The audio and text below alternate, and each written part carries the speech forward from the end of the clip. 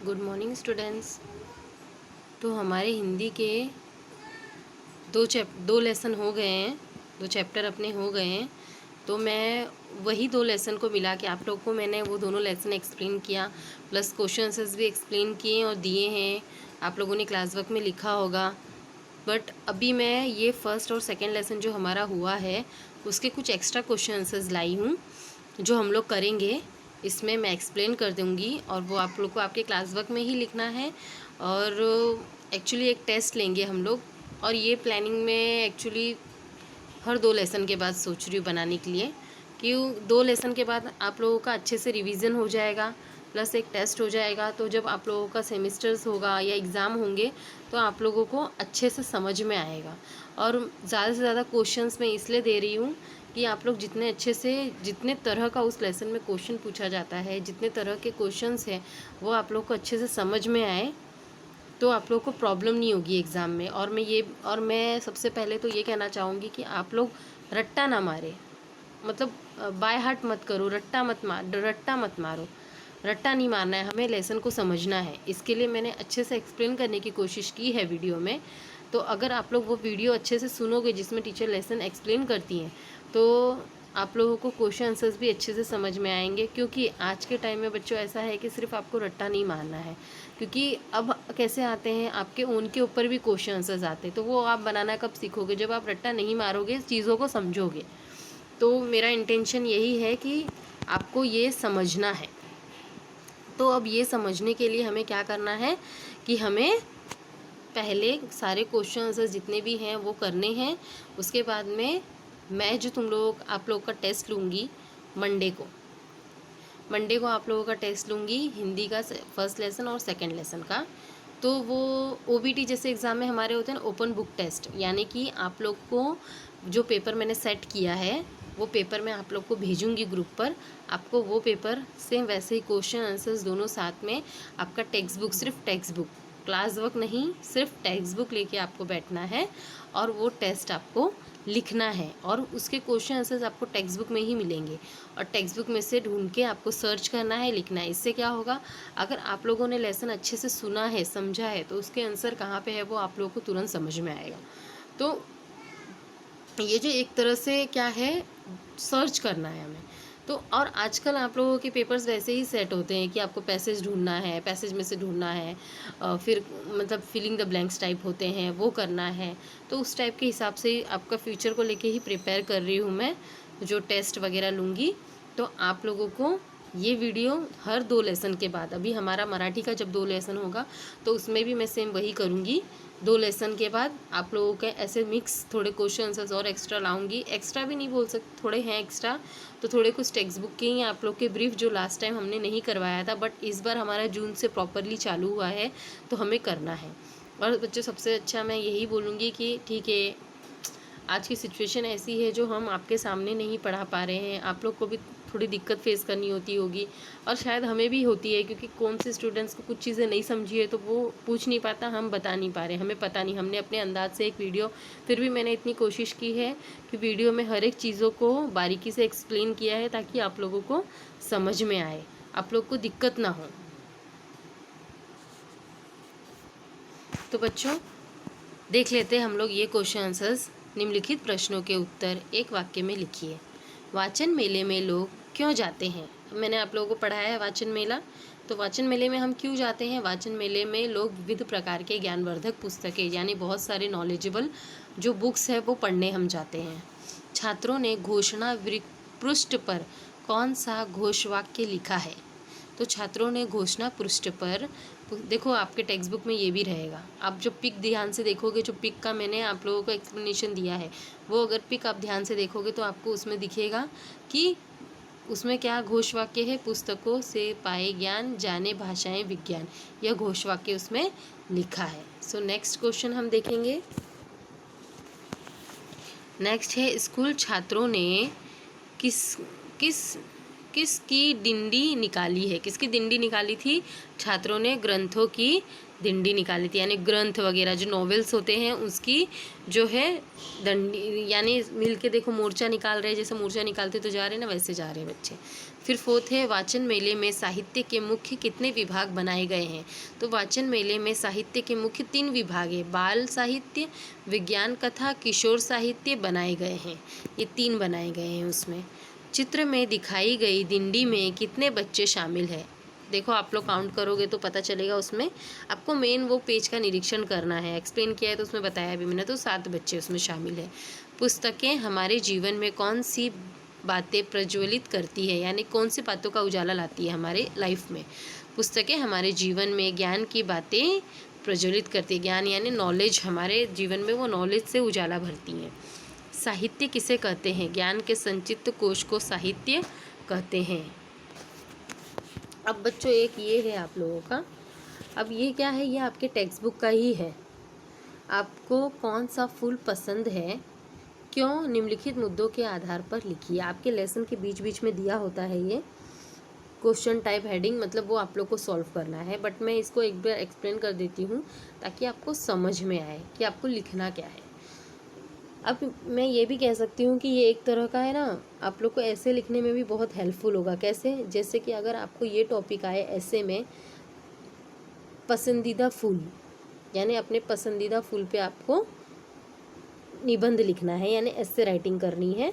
वो भी मैं आगे आप लोगों को सिखाऊंगी। ग्रामर वगैरह सब हमारा धीरे धीरे होगा, टेंशन लेने की ज़रूरत नहीं है। हिंदी भी, मराठी भी, उसके ग्रामर्स भी सब धीरे धीरे होंगे। तो अगर इसमें जैसे दिया है फूल का नाम, उपयोग और गंध, तो आपको कौन सा फूल पसंद है, तो हम ऐसे लिखेंगे। तो वही फूल ना, पसंदीदा फूल पर एक निबंध टॉपिक लिखना है। क्यों पसंद है, मुद्दों के आधार पर लिखिए। तो मुद्दा क्या है, फूल का नाम क्या है, उपयोग और गंध, यानी उसकी सुगंध कैसी है, उसका यूज़ क्या है, और वो फूल का नाम क्या है जो आपको पसंद है। तो देखते हैं एग्जाम्पल। जैसे इसमें दिया है गुलाब का फूल, और ऑलमोस्ट सबको गुलाब और कमल यही फूल ज़्यादातर अच्छे लगते हैं। अब देखेंगे हम कि ये क्यों पसंद है, इसका उपयोग क्या है, इसकी गंध क्या है। गुलाब एक बहुवर्षीय झाड़ीदार कंटीला पुष्पीय पौधा है जिसमें कई रंग के सुंदर सुगंधित फूल लगते हैं। इसकी 100 से भी अधिक प्रजातियां अस्तित्व में हैं, यानी कम से कम 100 जाति के गुलाब के फूल पाए जाते हैं। गुलाब की अधिकतर जातियां एशियाई मूल की है, यानी एशिया में पाई जाती है। भारत सरकार ने 12 फरवरी को गुलाब दिवस के रूप में घोषित किया है। गुलाब का फूल अपनी कोमलता, सुंदरता व सुगंध के लिए विशेष प्रसिद्ध है। वो किस लिए प्रसिद्ध है? अपनी कोमलता के लिए, सुंदरता के लिए और सुगंध, तीनों ही चीज़ उसकी बहुत हमें आकर्षित करती है। उसके रंग बहुत हमें आकर्षित करते हैं। और गुलाब दिवस कब मनाया जाता है? 12 फरवरी को, याद रखेंगे लोग। अब उसके उपयोग क्या है? गुलाब के फूल का उपयोग भगवान के चरणों में चढ़ाने के लिए करते हैं। गर्मियों में गुलाब के फूलों का रस चेहरे पर मलने से चेहरे पर ताजगी बनती रहती है। देखो चेहरे पे हम यूज़ कर सकते हैं, उससे हमारे फ्रेश रहता है हमारा चेहरा। भगवान के चरणों में, भगवान की पूजा करने में हम यूज़ करते हैं। आँखों की जलन व खुजली दूर करने के लिए गुलाब के जलों का उपयोग किया जाता है। और भी है, आगे देखेंगे हम। गुलाब के घर में महकते रहने से घर का वातावरण पवित्र व शांत बना रहता है, यानी उसकी खुशबू इतनी अच्छी है कि घर का वातावरण जो है वो शांत होता है। गुलाब के फूल से शरबत व गुलकंद बनाई जाती है जो सेहत के लिए अत्यंत फ़ायदेमंद होती है। ये भी आप लोगों ने शरबत और गुलकंद भी पिया होगा, जो हमें बहुत बेनिफिट देती है। गर्मियों के दिनों में तो बहुत ठंडक देती है ये। कान में दर्द होने पर गुलाब की पत्तियों का रस डालने से कान के दर्द को राहत मिलती है। देखो एक चीज़ें ये भी जानने आप लोगों को मिली, अगर आप लोगों को नहीं पता होगा तो। गुलाब के फूलों से खुशबूदार इत्र बनाए जाते हैं। इत्र यानी सेंट, परफ्यूम जो हम मारते हैं वो भी बनाए जाते हैं। अब गुलाब की गंध के बारे में देखते हैं। गुलाब का फूल खुशबू के लिए भी विशेष प्रसिद्ध है, यानी सुगंध के लिए, स्मेल के लिए। इसकी हल्की, मधुर, भीनी व मोहक गंध सबके मन को आकर्षित करती है। भारतवर्ष में ऋतुओं के अनुसार गुलाब 2 प्रकार के माने जाते हैं, सदा गुलाब और चेती गुलाब। सदा गुलाब पूरे साल भर फूलता रहता है, चेती गुलाब केवल बसंत ऋतु में ही फूलता है। देखो इसमें आप लोग को नहीं पता होगा तो गुलाब के 2 प्रकार बताए हैं, सदा गुलाब और चेती गुलाब। सदा गुलाब जो पूरे साल भर फूलता है, सदा यानी समझ लो इस वर्ड से यानी हमेशा, और चेती गुलाब जो सिर्फ वसंत ऋतु में ही फूलता है यानी उसके फूल आते हैं। चेती गुलाब अपनी सुगंध के लिए विशेष प्रसिद्ध होता है। यही फूल अधिकतर इत्र और दवा बनाने के काम में लाया जाता है। कौन सा? चेती गुलाब जो सीजन में ही होता है उसे।